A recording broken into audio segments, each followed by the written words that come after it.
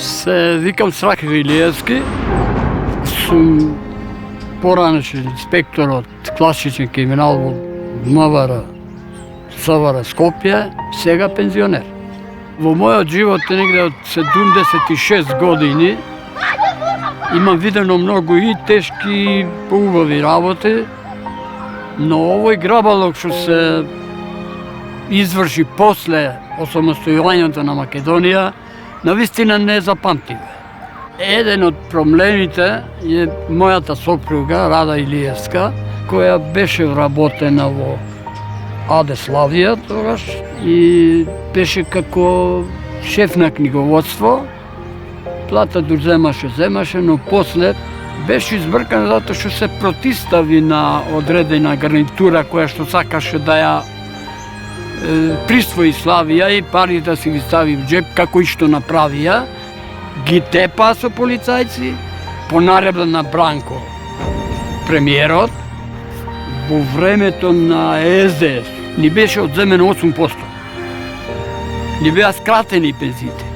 Не земавне пензии 2 пати, 3 пати месечно, затоа што немаше пари. Што беше парите? Кај одеа тоа фондот на пензионери? Ја не знам, но ако една група земе на први, другата на 15, третата на 30. Требаше да обстанеме. Имавме деца, 20 син и ќерка на факултет. Тие завршија, ама како? Моравме ние да двоиме од мојата пензија, да обстанеме, да живееме и децата да плаќаме книги и овоно. Сега моментално можам да кажам дека пензиите се на ниво. Преку 350.000, да не речам, има пензионери во Македонија.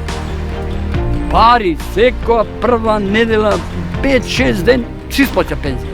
Презадоволни сме и луѓето со мене што се дружат, се презадоволни од ова банјско лекување. Превоз со воз. Па потоа, оно сега викенд програма. Еве, пример, сакам да идам до Крстот. Јас сум веќе преку 70 години. Не можам пешки да излезам горе. Бесплатно автобус до вагонче, од вагонче да се качиш, дотиеш кај Крстот и па да се вратиш и дома. Кој ти го дава?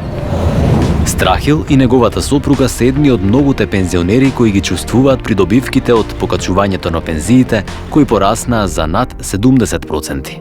За подобар и поквалитетен живот на лицата од третото доба, веќе 6-та година поред се реализира проектот Банјско-климатска рекреација, кој досега го имаат искористено над 32.000 пензионери. А од минатата година, пензионерите користат и бесплатен туристички викенд.